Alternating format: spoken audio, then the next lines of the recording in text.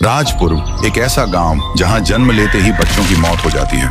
जब भी उस गांव में कोई बच्चा पैदा होता तो उसका सर धड़ से अलग हो जाता था। बच्चा पहली सांस लेने से पहले ही मर जाया करता। यहाँ सब बस लड़की होने के लिए दुआ करते।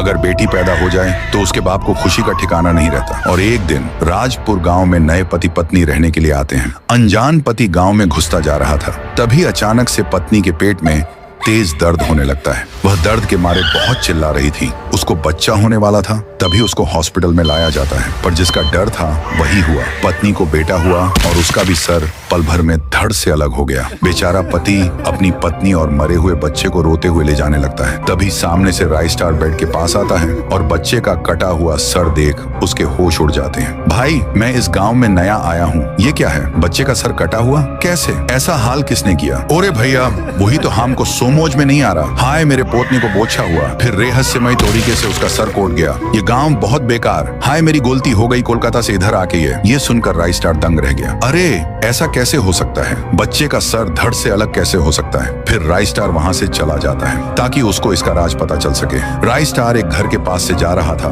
तभी उस घर में से एक बूढ़ा आदमी गुजर रहा था। राय स्टार ने उसको आवाज लगाई, ओ चाचा, रुको जरा। वह बूढ़ा आदमी वहीं रुक गया।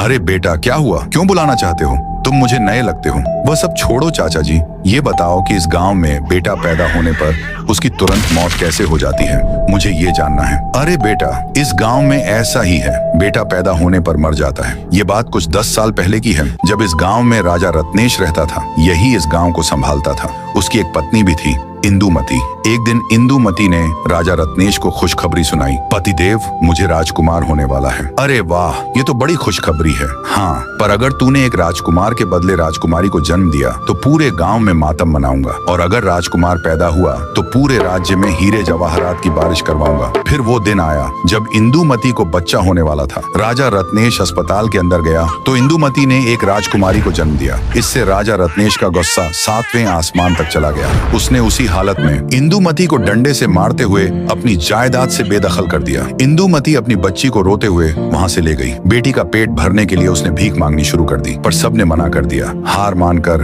वो दर दर भटकने लगी। कड़ी धूप में भूख के कारण माँ बेटी तड़पते रहे। मम्मी, मुझे बहुत भूख लगी है, मुझे कुछ सही नहीं लग रहा। जो होना था वही हुआ। इंदुमती की बच्ची भूख से तड़प तड़प कर मर गई। इससे इंदुमती को बहुत बड़ा धक्का लगा। वो एक ब्रिज पर जाकर गांव की तरफ हाथ करके बोली, राजपुर में जब भी कोई बेटा पैदा होगा उसका सर धड़ से अलग होना निश्चित है। और ये श्राप देकर इंदुमती ने आत्महत्या कर ली।